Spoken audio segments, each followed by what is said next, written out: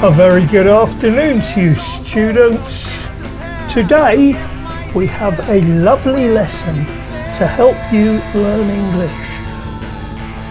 We all know how to say hello.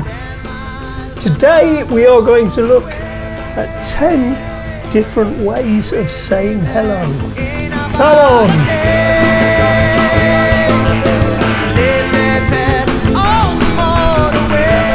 Hey! What's up? What's up? Yes, you thought it was a telephone application, but originally it was a play on words from the expression, what is up? The most important thing to remember about what's up is the answer. It's not, hello, how are you? I'm very well. Fine. Not at all. The answer to what's up is what's up, or no answer at all.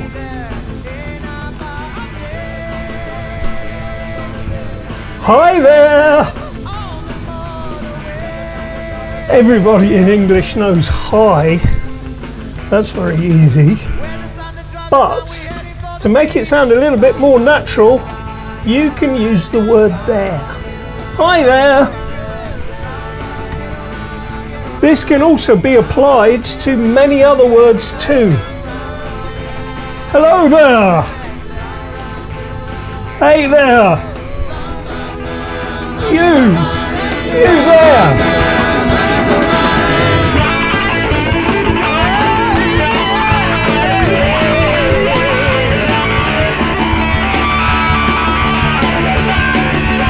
Hey, great to see you!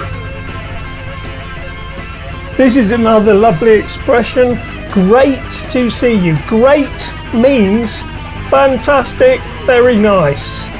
And to see you, obviously, to see the person again. I can't explain that.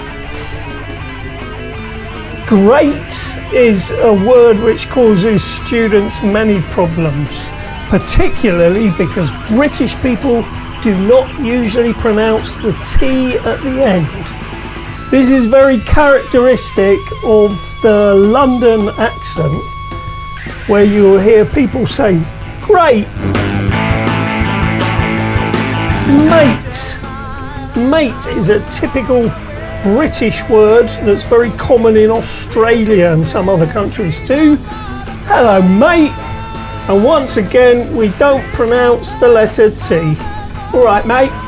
In fact, you can, if you go to London, you can put it at the end of every single sentence you say. Example. Hello, all right, mate. How's it going, mate? Not too bad, mate. Cool. Bit cold today, isn't it, mate? You know what I mean, mate? Oh, mate, you wouldn't believe what happened to me last night, etc. How's things? How's things? This is how are things contracted into one long sound. Very typical characteristic of English, where we like to pronounce everything together. The technical term, I think, is liaison. So, how are things sounds very wooden. It sounds like the way my computer speaks English, where it pronounces every word. How's things? How's things?